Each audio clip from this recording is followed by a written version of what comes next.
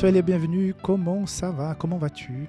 J'espère que tu vas bien. Voilà que nous entamons une nouvelle semaine, la semaine numéro 7 de cette aventure concernant le grand conflit, cette leçon du deuxième trimestre 2024, leçon proposée par Marc Filet. Cette semaine, nous sommes en train de survoler, on va dire, les chapitres 18 à 21 de Tragédie des siècles. Donc, si tu veux enrichir davantage ton expérience de l'école du sabbat, je t'invite à lire donc, ces chapitres 18 à 21. Et il sera question cette semaine de la plus grande espérance que nous avons, le retour de Jésus. C'est une promesse sans condition, elle est inconditionnelle, elle va avoir lieu, tôt ou tard, elle va avoir lieu. Il sera question aussi de la plus grande prophétie de la parole de Dieu, 2300 soirs et matins. Il sera aussi question de ce mouvement qui a donné origine donc, à notre Église. Une partie de ces personnes qui ont participé à ce mouvement de William Miller aux États-Unis feront à quelque part partie des pionniers de l'Église adventiste. Donc, le menu est assez intéressant pour la semaine. Donc, si tu es prêt, si tu as vécu un bon sabbat et que tu souhaites démarrer comme il faut la semaine, on démarre avec la leçon du sabbat. Voilà que nous commençons avec la lecture du verset à mémoriser, qui est le verset d'aujourd'hui, de la leçon du sabbat. Donc, chapitre 25 du livre d'Ésaïe, verset 9. En ce jour, l'on dira, « Voici, c'est notre Dieu, en qui nous avons confiance.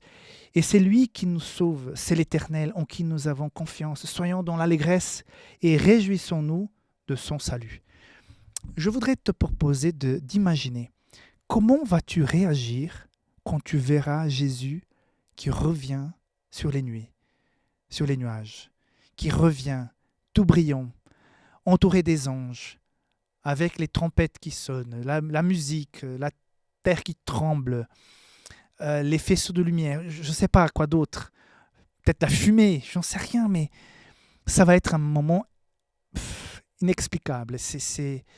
Comment tu t'imagines réagir à ce moment-là? Moi, je me vois d'abord surpris, content. Après, je pense que je vais commencer à pleurer.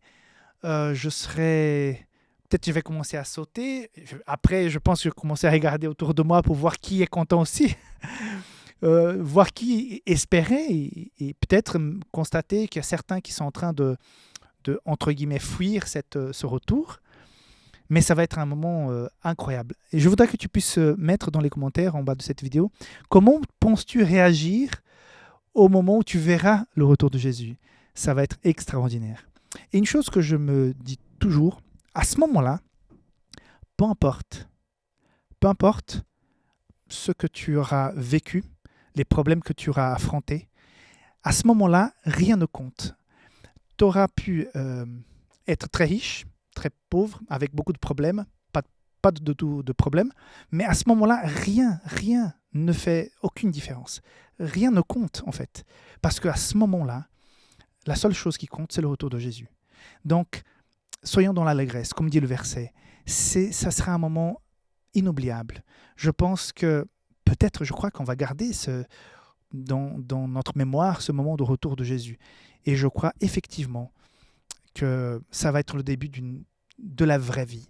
Donc, ça vaut vraiment la peine. Et puis, quand tu as quelque chose de difficile, de compliqué que tu affrontes aujourd'hui, pense toujours au moment du retour de Jésus et ça va t'équilibrer à mieux calculer que cela ne vaut pas la peine de trop s'inquiéter. Oui, il faut faire confiance à Dieu, il faut être responsable, il faut faire les choses comme il faut, mais mettons ça dans une vraie balance. Au moment du retour de Jésus, si jamais, par exemple, si tu affrontes une maladie, un problème, une perte, à ce moment-là, tout sera fini. Et nous serons pour toujours avec nos frères et sœurs, ces personnes qui font partie de la famille spirituelle qui attendaient le retour de Jésus. Donc, ça vaut la peine. Je pense que ça vaut la peine. Garde ta foi, garde ton cap. Si je parle aujourd'hui à quelqu'un qui a quitté les rangs de la foi, je ne dis pas de l'Église, mais de la foi, que tu puisses revenir, que tu puisses garder cette foi, cette espérance, que tu puisses revenir vers Jésus parce qu'il revient bientôt. Et il ne faut pas qu'on loupe cette occasion. Ça va être vraiment super. Donc, c'est tout le bien que je te souhaite, que je me souhaite, qu'on soit debout, prêt, souriant, content. Peut-être certains vont crier, d'autres vont tomber par terre, d'autres vont courir, d'autres vont sauter, j'en sais rien. Mais ça va être super. Donc, soyons au rendez-vous, mes amis. Que Dieu te bénisse. Et on se voit demain pour la leçon de dimanche. Bye bye.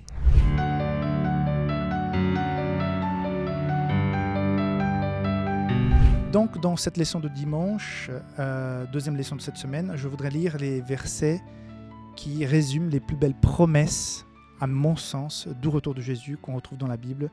Évangile de Jean, chapitre 14, versets 1 à 3. « Que votre cœur ne se trouble point. Croyez en Dieu et croyez en moi.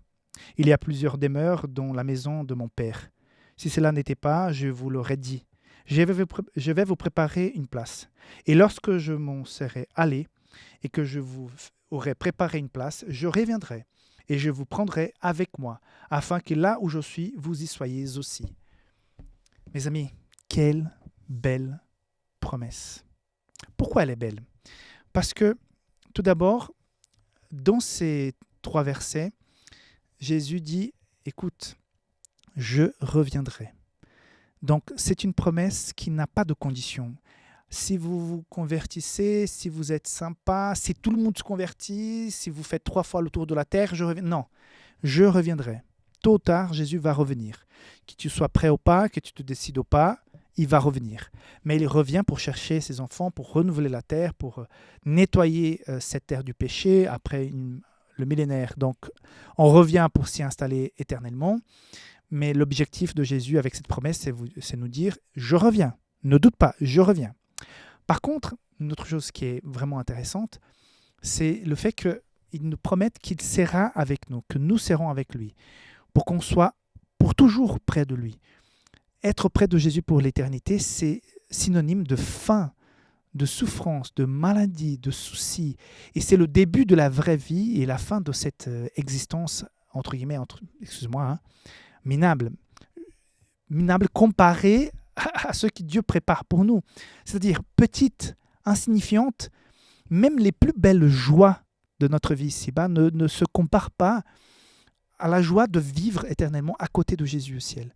Donc, c'est tout simplement sublime de pouvoir recevoir cette promesse et surtout savoir que sa réalisation ne dépend que de toi et moi. Tout dépend de ta décision. La seule chose que Dieu s'empêche de faire, c'est de nous prendre avec lui contre notre gré. C'est à toi, c'est à moi de décider. Et cette décision engage tout de suite, ce n'est pas une décision à la légère, engage tout de suite vivre selon les principes divins, vivre une vie où tu respires l'évangile. Les gens vont sentir que naturellement tu es quelqu'un de converti. Soyons clairs, quelqu'un qui respire la conversion, qui respire l'espérance, qui respire Jésus. Et c'est ça. Et si tu as peur, si tu penses « Ah Seigneur, reviens un peu plus tard parce que je veux encore vivre ça dans ma vie », je pense que tu n'as pas saisi. Peut-être il faut se rapprocher davantage. Tu n'as pas saisi ce qui nous attend. C'est énorme. Autre chose aussi que j'apprécie beaucoup dans cette promesse, c'est que nous avons tous besoin d'un petit recoin, un petit chez nous, chez soi pour vivre. Chacun a, je l'espère en tout cas, sa maison, sa chambre, un espace où tu te sens chez toi, où là tu as tes moments personnels de réflexion, de méditation, de prière, où tu fais tes affaires, tes choses. Donc, nous avons tous besoin d'une place où nous attacher. Peut-être comme moi, tu as peut-être ces souvenirs de la jeunesse, de l'enfance, et puis on aime bien parfois revoir le lieu où nous avons grandi, les maisons où nous avons vécu. Une fois, je vivais en Suisse, et puis je me souviens, un dimanche, il y a 2 personnes, je crois, qui frappent à la porte, et ils s'excusaient beaucoup, mais ils étaient tout émus parce qu'ils avaient vécu dans la maison où je louais à ce moment-là, et ils ont demandé de venir voir à nouveau la maison parce qu'ils avaient tellement de souvenirs. Et j'ai trouvé ça chou parce qu'ils me racontaient « Ah, c'est nous qui avons fait ça, c'est nous qui avons fait ça ». Ils m'ont même raconté un peu l'histoire de la maison. C'était super sympa. Et puis, j'ai voyé l'émotion de pouvoir toucher cette maison où ils avaient vécu quand ils étaient enfants. Donc, nous allons avoir notre vrai chez nous. Nous allons avoir, comme comme il est dit dans cette promesse, notre maison. Et ce qui est super dans cette promesse de retour de Jésus et la vie éternelle, c'est que nous serons actifs, nous allons étudier, nous allons voyager, nous allons travailler, nous allons avoir notre chez nous. Ça va être tellement bon et beau. Et pourquoi passer à côté? Et pourquoi douter?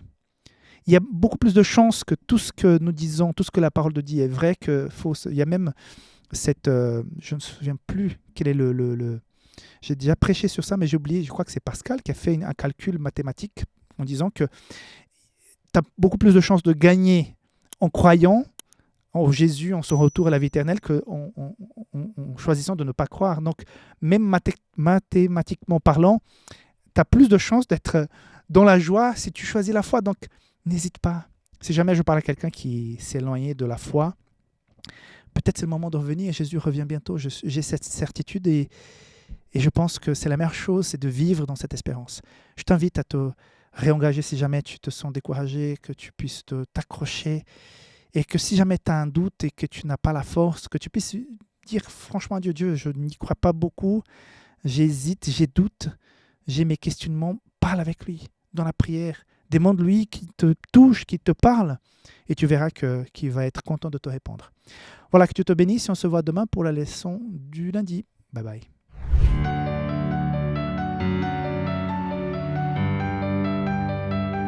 Voilà, dans cette leçon pour ce lundi, j'ai choisi comme verset central, je pense qu'on n'aurait pas pu choisir un autre, donc Apocalypse chapitre 1, verset 7. « Voici, il vient avec les nuées, et tout œil le verra, même ceux qui l'ont percé, et toutes les tribus de la terre se lamenteront à cause de lui.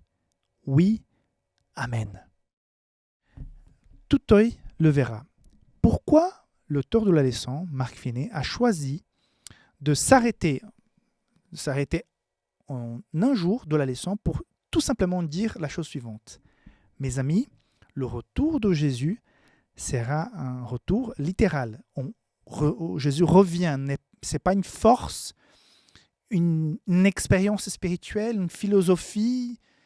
Non, c'est une expérience réelle, bien réelle.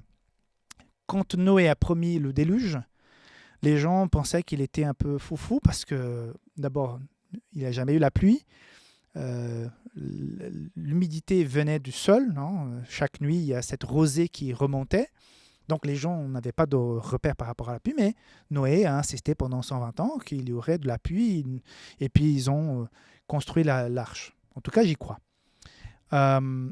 Après, par exemple, quand Dieu va donner les 10 commandements, les 2 tables de commandements à Moïse, Moïse n'est pas parti dans le désert, il y avait une expérience, reçu des visions, et tout à coup il revient, il demande du matériel, il commence à faire une espèce de gribouille à quelque part, et puis voilà, les 10 commandements sortent. Non, il est monté sur une montagne, le Sinaï, ça tremblait, ça fumait, il y avait du bruit, il y avait du son, il y avait de la lumière, il y avait je ne sais pas, peut-être du vent aussi. C'était une expérience littérale. Et puis, quand Moïse descendait de cette rencontre avec Dieu de Mont Sinaï, son visage reflétait la présence de Dieu. Donc, ils ont été impactés. Mais Marc Finet commente dans la leçon que ceux qui attendaient la venue de Jésus comme Messie, au fond, ils pensaient à un général, un leader, un roi ou un grand guerrier. Et c'est pour ça aussi que quand Jésus fait le miracle de la transformation, de la multiplication, des pains et poissons, les gens voulaient le mettre en tant que roi, voulaient le mettre sur le trône à quelque part. Tu te souviens que Jésus a dû même s'échapper pour éviter qu'il y ait un mouvement de foule pour le proclamer roi aux dirigeants. Jésus n'est pas venu pour faire la révolution sociale à l'époque, mais une révolution dans notre cœur. Parce qu'il se disait, mais voilà, s'il ressuscite des morts et s'il va multiplier le pain, on est bien. Chaque soldat qui tombe dans le champ de bataille, il va le ressusciter. Donc, hop, un soldat qui revient au champ de bataille, si on n'a pas de quoi manger, ce n'est pas un problème. Il va multiplier la nourriture. Et je ne sais pas ce qui s'est passé dans leur tête. Mais ils voyaient un Jésus autrement. Tandis que la parole les écrits qu'il connaissait déjà parlaient d'un Messie qui allait souffrir, qui allait être mort sous la croix, qu'on allait même lancer les sorts sur ses vêtements. Voilà, toutes sortes de choses qui les a échappées. Et c'est pour ça aussi que quand Jésus est pris par les soldats pour être jugé et tout pendant toute cette nuit, les disciples étaient partis, il n'y avait plus personne avec lui. Parce qu'ils étaient, mais comment, en état de choc. Donc, on applique la même chose au retour de Jésus. Ça ne sera pas une expérience. Non, c'est Jésus revient, ça va être un moment incroyable, ça va trembler. Il y aura de la foudre, j'en sais rien, de la nuée, des anges, je ne sais pas, mais ça va être une expérience physique. Et Paul dit que nous allons tous voir. Il y a qui tout œil le verra. Et peu importe si on est ici en Europe, ailleurs en Afrique, en Amérique, en Amérique du Sud, en Asie, on va voir tous. En tout cas, j'y crois, c'est ce qui est dit dans la parole de Dieu. Donc, aujourd'hui, le message est simple. Le retour de Jésus est littéral. Et nous allons le rencontrer. Qu'on soit vivant pour être transformé, qu'on soit mort dans la foi pour être ressuscité, mais nous verrons le retour de Jésus. Nous le verrons. Dis Amen là où tu es. Nous le verrons. Si nous gardons notre foi, si nous avons pris cette décision ferme, tu peux même parfois être à côté de la plaque. Parce que le péché, ça veut dire zapper la cible. Hein. Donc, parfois on pêche, parfois on tombe, mais si on se redresse, si on demande pardon, si on garde le cap, si on essaie de faire notre mieux, en donnant notre cœur à Jésus, en faisant en sorte qu'il puisse vivre en nous et que nous marchons avec lui, et la confiance, l'espoir du retour de Jésus en toi. Ne doute pas, Jésus revient, il vient te sauver, il vient me sauver, malgré nos péchés, parce qu'il a payé sur la croix. Reçois le pardon complet, authentique, et mets ta vie entre les mains de Dieu pour vivre naturellement sur les valeurs, sur les principes de la parole de Dieu. Tu n'as pas besoin de faire des choses pour être sauvé, mais une fois que tu es sauvé, tu vas vivre en harmonie naturellement avec la parole. Et c'est ça. Et ce jour-là, ton œil, mon œil, le verra. Et ça va être super. Nos yeux seront là et nous allons fixer, j'imagine toujours en haut, hein, comme dit la Bible, Jésus qui revient avec ses anges. Et nous allons connaître peut-être l'ange qui a marché toute la vie à côté de nous pour nous aider. Voilà, c'est sympa, non? Voilà ce que je voulais partager avec vous. Je voudrais que tu puisses partir avec beaucoup de confiance, inspiré par la parole de Dieu, pour affronter la journée qui est devant toi. Que Dieu te garde et on se voit demain. Bye bye.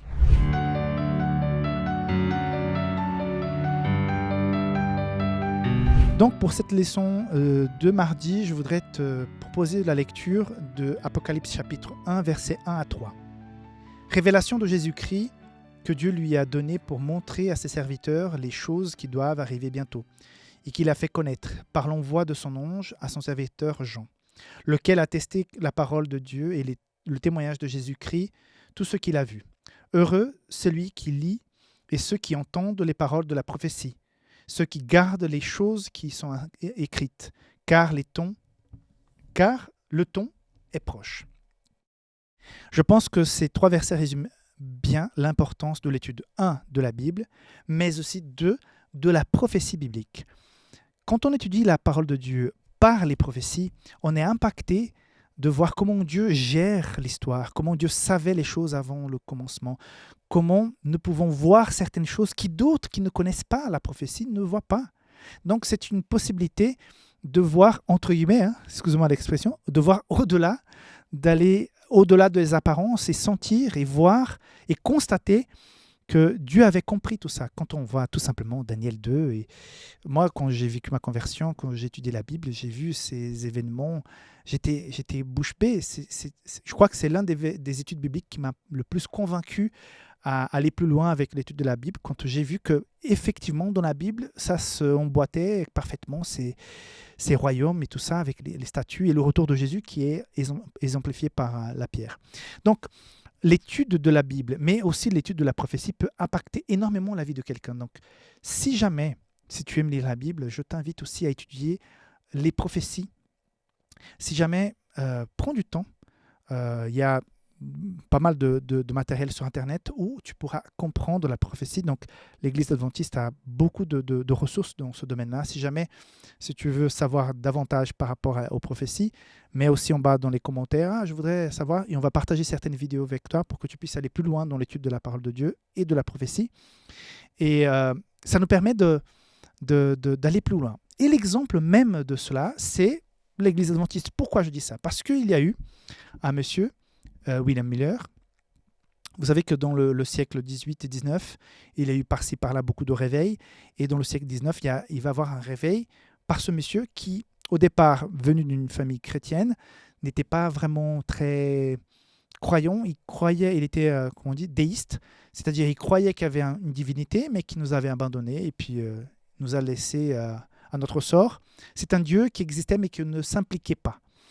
Et petit à petit, il va se poser des questions, il va se marier, il va travailler dans l'armée, il va participer de cette guerre civile aux États-Unis qui a lieu dans le siècle XVIII. Et puis, il y a un événement qui va l'impacter, puisque quand il est dans ce champ de bataille, il y a une bombe qui va exploser et plusieurs personnes qui sont autour de lui vont mourir, atteints par cette bombe. Et lui, rien. Et il était tout proche, plus que les autres. Donc, le fait qu'il ne soit pas mort au moment où cet événement se produit, ça l'interpelle. Après la fin de la guerre, il commence à se poser des questions, il fait une recherche personnelle, et donc il décide de lire la Bible, peut-être pour prouver que Dieu n'existait pas, ou j'en sais rien, mais il prend la Bible et il prend aussi une concordance, il va verset par verset, en laissant la Bible expliquer elle-même, en essayant d'éviter que d'autres informations, d'autres personnes viennent lui expliquer les choses. Et ça, c'est très intéressant. Donc, il va aussi tomber sur l'étude des prophéties. Et ça va l'impacter énormément. Et là, il va tomber sur la prophétie de 1303e matin dans Daniel. Et ça va l'impacter. On va en parler davantage demain. Donc, il arrive à cette conclusion que Jésus reviendra donc en 1844 parce qu'il croyait, et ça, malheureusement, il a appris d'autres interprétations qui existaient déjà, que la purification du sanctuaire qui parlait donc Daniel était la terre. Donc, il disait, la purification du sanctuaire, la terre c'est le sanctuaire, Jésus revient. Et donc, il va commencer à prêcher ça de façon timide. Il ne voulait pas au départ. Vous connaissez peut-être un peu l'histoire. Il a reluté, mais un jour, il a fait un pacte avec Dieu. Si jamais quelqu'un venait lui inviter, mais il ne savait pas qu'un jour avant qu'il fasse ce pacte avec le Seigneur, quelqu'un était déjà parti pour le chercher, parce qu'à cette époque, il n'y avait pas les transports qu'on a aujourd'hui. Et finalement, quand la personne arrive chez lui, qui était parti bien avant qu'il fasse la promesse, il est bouche bée parce que Dieu lui répond très vite qu'il doit prêcher. Et cela, de fil en aiguille, il va rencontrer des gens qui vont l'amener à Boston, et puis il va parler à plus en plus de gens. Et finalement, des milliers de personnes attendent le retour de Jésus en 22 octobre 1844. Et pour que tu puisses constater l'impact de l'étude de la prophétie sur la vie de quelqu'un, imagine-toi, ce monsieur tout seul commence à étudier la prophétie. Quelques années plus tard, ils sont des milliers à attendre le retour de Jésus. Et je voudrais juste expliquer quelque chose que certains ne le savent pas, c'est qu'au moment du retour de Jésus, on a cette grande déception, parce que Jésus n'est pas revenu, comme vous pouvez constater, et que voilà, ils se sont loupés concernant l'événement qui avait lieu à ce moment-là. Mais il y avait 5 groupes qui se sont détachés de ces personnes qui attendaient. Le 5e groupe, ce sont ceux qui se sont joints à ce mouvement par peur. Ils n'étaient pas vraiment des bons chrétiens et tout, mais quand ils ont entendu parler que Jésus allait revenir, que la terre allait finir, qu'ils allaient tout au ciel, ils se sont dit, écoute, je laisse tout, mais je me rejoins à ce mouvement. Mais le cœur n'y était pas vraiment. Et quand Jésus n'est pas revenu à cette date, ils ont tout bonnement lâché le mouvement et sont rentrés à leur vie normale. Okay ? Une autre partie de ce groupe sont ceux qui venaient d'autres églises. La plupart venaient d'autres églises, bien sûr. Et qu'une fois que les Jésus n'étaient pas revenus, ils sont bêtement rentrés dans leurs églises, tête baissée, croyant qu'ils avaient tout loupé et tout, qu'ils avaient tort d'avoir laissé, qu'ils ont eu tort d'avoir laissé leurs églises. Un 3e groupe disait non, Jésus est revenu, Jésus est là, et c'est comme une expérience un peu mystique, spirituelle et tout ça. Jésus est là et tout. Jésus était venu, mais pas de façon littérale. Okay ? Un quatrième groupe disait non, non, non, non, on s'est trompé avec la date. Ils ont refait des études, des calculs. Non, non, Jésus revient dans 3 mois. Et donc, ils ont à nouveau attendu le retour de Jésus. Ils ont vécu d'autres déceptions. Et ils ont continué pendant un bon bout de temps à redonner des dates de retour de Jésus. Et puis, une cinquième partie de ce groupe sont ceux qui ont dit, tiens, il y a quelque chose qui s'est passé à cette date parce que les calculs sont bons, mais qui n'ont pas compris exactement qu'est-ce que c'est. Avec Hiram Edson, je ne sais pas si on prononce comme ça son prénom en français, mais ce monsieur dont le nom de famille était Edson, reçoit cette vision et il comprend, et avec l'étude de la parole de Dieu, que la purification du sanctuaire n'était pas la terre, mais le sanctuaire céleste. Et là, il y a tout ce jugement qui a lieu en ce moment, qui précède le retour de Jésus. Et de ce groupe-là, de cette cinquième partie de ce groupe qui attendait le retour de Jésus à cette date, va naître plus tard donc l'Église adventiste à laquelle tu es peut-être éventuellement membre aujourd'hui.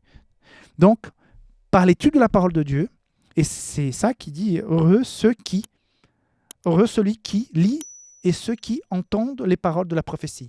Donc, vous voyez, des gens qui ont étudié la prophétie ont vécu un mouvement, certes déception à la fin, mais de ces personnes qui ont continué fidèlement à étudier la Bible, va naître l'Église à laquelle tu appartiens aujourd'hui.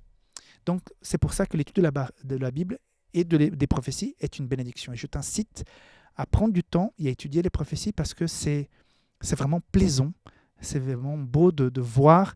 C'est vrai que sur beaucoup de choses, on n'a pas encore des certitudes sur l'ensemble des détails des prophéties, mais le gros, le plus important, on connaît, on le sait, et c'est vraiment réconfortant et très inspirant. Donc, je t'invite à étudier davantage la Bible et surtout les prophéties. Et voilà, on se revoit demain pour la suite de la leçon de cette semaine. Bye bye.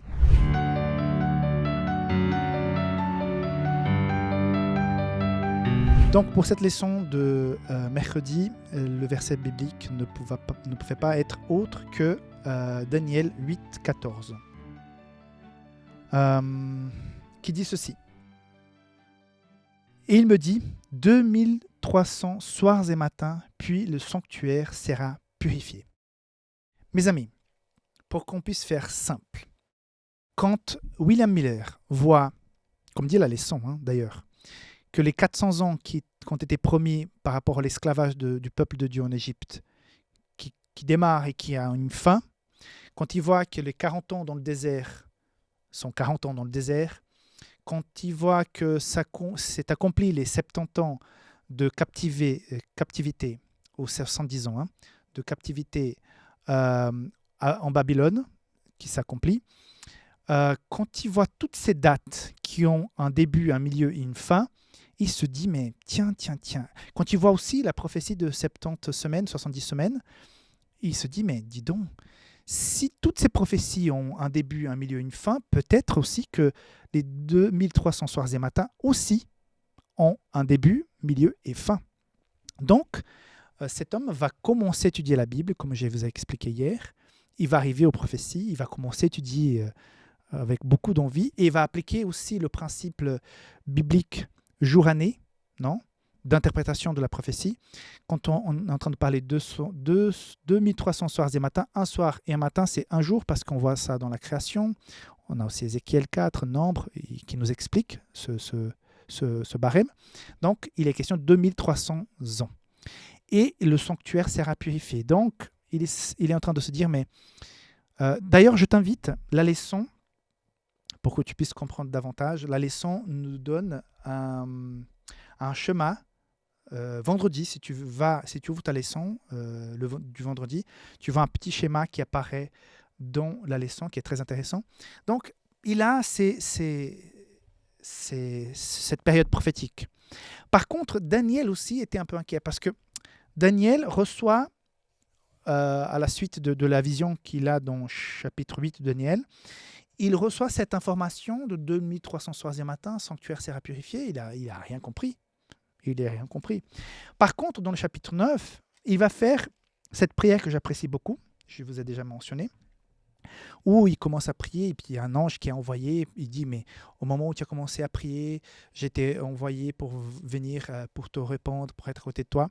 Et là, Daniel, il est inquiet parce qu'il voit à la fin des 70 années de captivité du peuple à Jérusalem, qui est en train de s'achever et qu'il n'y a pas d'indices qui vont pouvoir retourner.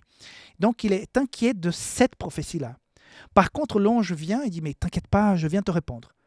Et quand il commence à parler, l'ange lui parle non de 70 ans, 70 ans, il va parler des 70 années, 70 semaines.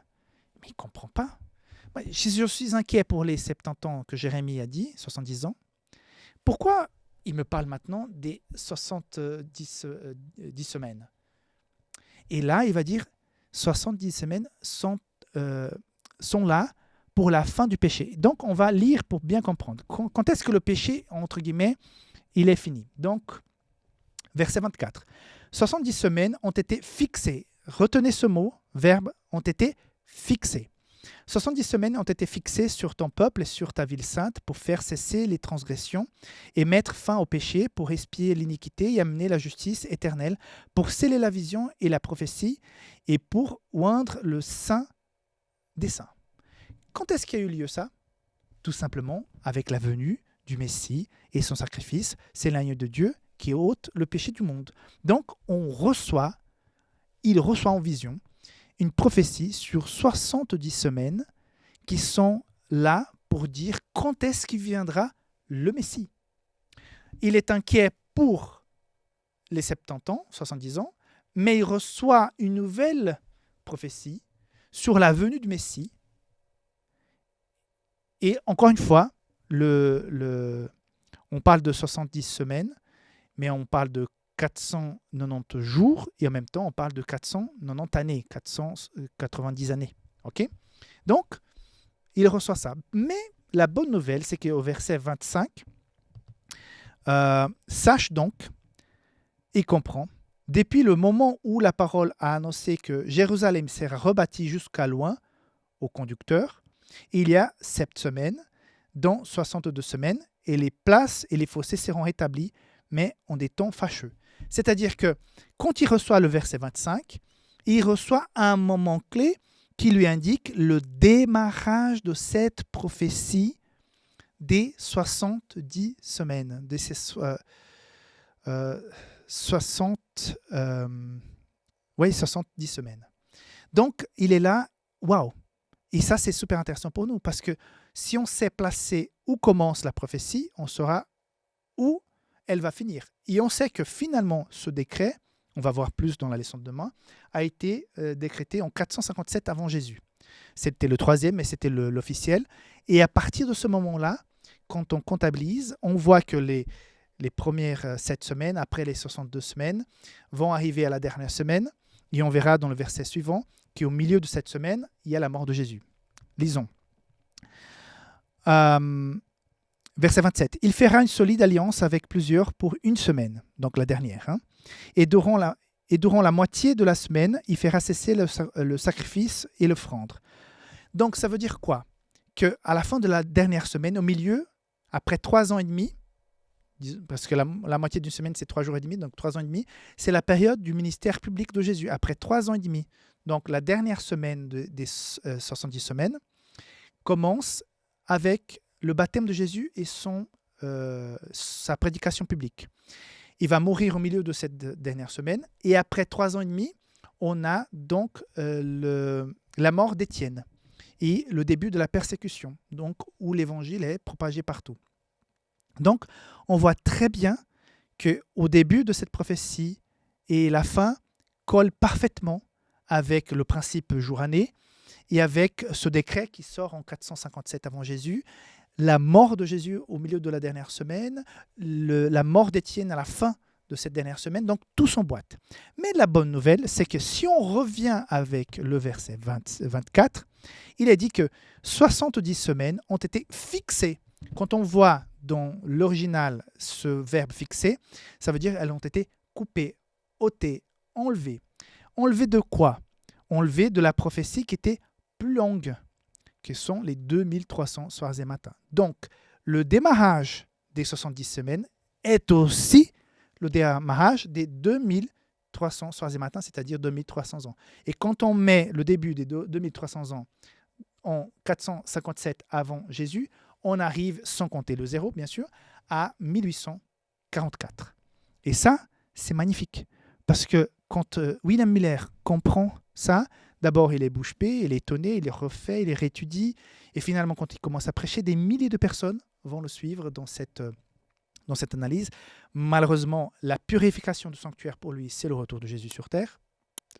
Ça va s'avérer faux, mais c'est le début de la purification du sanctuaire céleste qui a donné, qui est l'original de la copie que nous avons eue sur la terre. Et c'est pour ça que nous avons eu tout ce mouvement millérite. Je sais que c'est un peu plus compliqué, mais ça démontre que Dieu, dans la prophétie, a même donné des explications bien précises sur son retour, sur sa venue, sur ce qui se fait actuellement au ciel, et ça donne beaucoup d'assurance. J'y crois fortement à la prophétie, c'est ça qui m'a aussi interpellé pour que je puisse prendre ma décision pour devenir adventiste il y a 30 ans de cela déjà, et j'espère que ça va aussi te motiver à garder le cap et à attendre le retour de Jésus qu'on sait par Matthieu 24, Luc 21, qui est pour bientôt. Voilà, que Dieu te bénisse, on se voit demain pour la leçon du jeudi. Bye bye.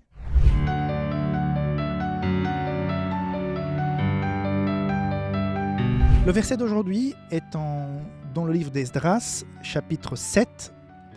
Le verset 11 indique que c'est la copie d'un décret d'Atarcherch, mais je voudrais m'attarder sur le verset 13, où Atarcherch dit « J'ai donné l'ordre de laisser aller tous ceux du peuple d'Israël, de ses sacrificateurs et de ses lévites, qui se trouvent dans mon royaume et qui sont disposés à partir avec toi, Esdras, pour Jérusalem. » Mes amis, ce roi, ce dirigeant perse qui autorise le retour du peuple comme ça, d'Israël, vous pouvez retourner dans vos terres, tout simplement. Et il va soutenir Esdras dans cette démarche, même aider dans le fait de rebâtir donc Jérusalem et les murs et le temple.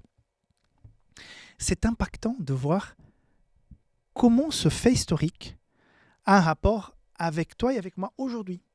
On sait par l'histoire que ça s'est passé en moins 457 avant Jésus.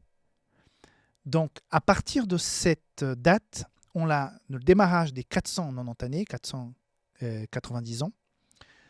Et en même temps, quand on sait qui à cette date démarre cette prophétie de ces 70 semaines, 70 semaines, on a aussi le démarrage, parce qu'on a vu dans Daniel 9, 24 que cette période prophétique a été coupée de la période plus grande. Donc, avec les calculs, on arrive donc à 1844, si on ne compte pas le zéro. Donc, quel impact ça a dans ta vie? On voit d'abord la précision de Dieu concernant la prophétie. C'est pour ça qu'étudier la prophétie est quelque chose de très intéressant. On voit la précision de Dieu quand il a dit « Suivez ma parole ». Quand on a lu Apocalypse 1, verset 1 à 3, « Heureux ceux qui lisent, qui étudient, qui comprennent la parole prophétique ». Parce qu'à partir de cette date, on a des événements qui vont nous impacter même aujourd'hui. Parce que grâce à cette étude de William Miller, il va avoir ce mouvement millérite, il va avoir une partie de ce mouvement qui va devenir l'Église adventiste, à laquelle la plupart de ceux qui me regardent en ce moment sont membres. Donc, on voit à quel point Dieu s'occupe du détail.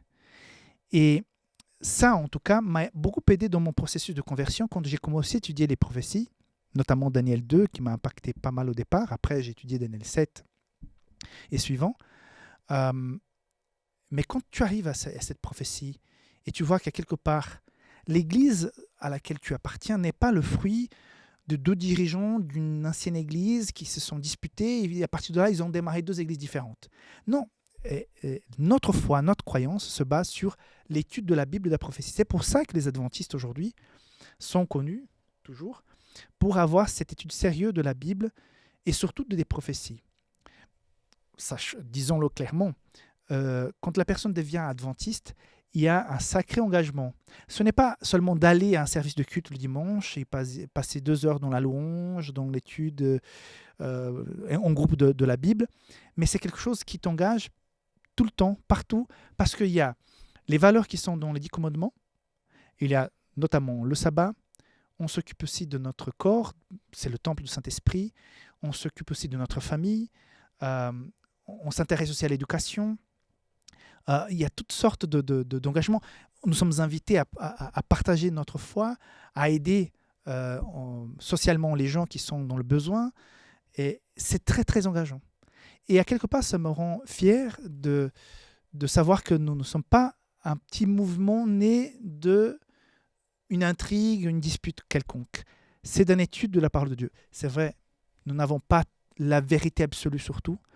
Et nous ne sommes pas la seule église l'église qui va sauver les gens. Okay, mais je suis assez content de voir que dans l'église adventiste, il y a une base prophétique assez intéressante qui nous explique, qui nous donne... C'est comme un GPS. Au lieu d'avoir 1 ou 2 satellites, ou 3 qui donnent plus ou moins les indications, mais un peu bancales, c'est comme si nous avions 5, je crois que c'est minimum 5 pour avoir un bon trajet sur un GPS. On a 5, 6, 10 satellites qui sont connectés au GPS pour donner des chemins bien balisés. Et c'est réconfortant. Voilà, je n'ai pas en train de avoir de l'orgueil par rapport à l'Église, mais je dis que je suis quand même fier. Je pense que c'est à quelque part important et d'être conscient. C'est pour ça que j'admire, et c'est pour ça que je suis même pasteur de cette église, et que j'admire notre histoire et notre parcours. Bientôt, nous allons fêter les 150 ans, je crois, de l'arrivée du premier missionnaire en Europe, ici, le premier missionnaire officiellement envoyé par l'église adventiste aux États-Unis. Donc, c'est John Andrews, qui est venu donc, notamment à Bâle, en Suisse. Et on voit que nous sommes toujours là. C'est vrai qu'en Europe, on n'est pas la plus grande église, mais au niveau mondial, on est un mouvement assez répandu. Et je crois que nous faisons partie de l'histoire de cette terre. Nous avons un message et qui fait bon d'être adventiste, de croire en ce qu'on croit et de partager cette parole avec d'autres. Donc, je voudrais juste te dire, remercions Dieu par les connaissances que nous avons de la part de Dieu, malgré les imperfections, mais en même temps que ça rassure et que vous devez être fiers de cela. Ne pas mettre l'église, ne démarrer jamais disant que ton église est meilleure, que ton église est ceci. Non, on est là pour prêcher l'évangile, pour témoigner de Jésus. Mais derrière, il y a quelque chose de solide qui tient la route. C'est ça qui est important. OK ? Voilà, que Dieu te bénisse. On se voit demain pour la conclusion de cette semaine. Bye bye.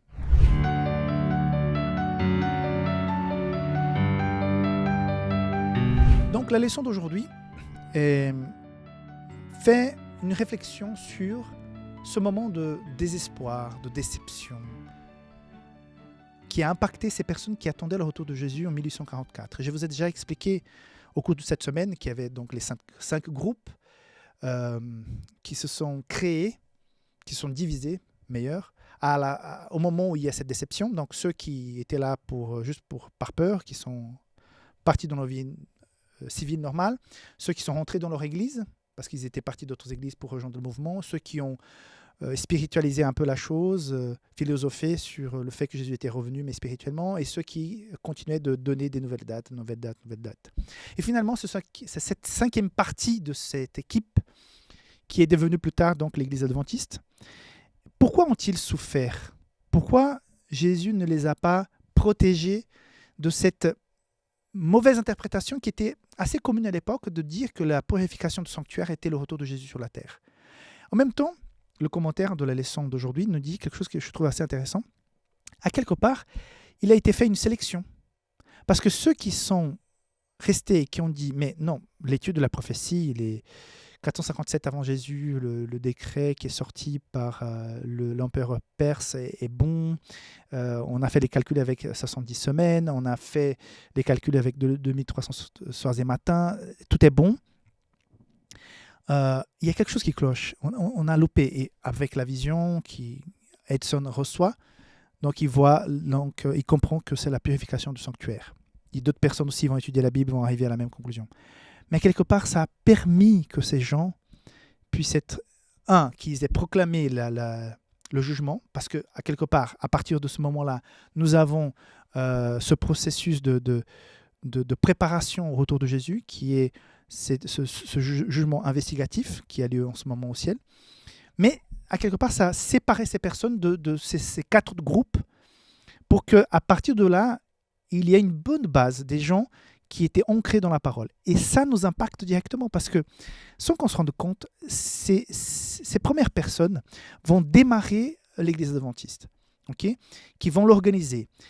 Et cette façon de faire, cette façon d'organiser, cette façon de croire, ces doctrines qui vont démarrer là, même si à tous les 5 ans, quand on est en conférence générale, on peut adapter, on est passé par exemple de 27 doctrines à 28 il y a une quinzaine d'années, parce que le corps d'église peut décider de cela, mais la base, la façon de faire, la vision mondiale quelle est l'église, on va fêter bientôt les 150 ans de l'arrivée du premier missionnaire en Europe, John Andrews, à Tramelan en Suisse, je crois qu'il y aura une fête, mais même s'il était basé longtemps à Bâle, on voit que si nous avons l'église que nous avons aujourd'hui, c'est grâce à ce groupe, à cette 5e partie de ces personnes qui attendaient le retour de Jésus, qui ont permis qu'il y ait un sérieux, qu'il y ait un profil qui génère une certaine façon de faire qui nous impacte jusqu'à aujourd'hui.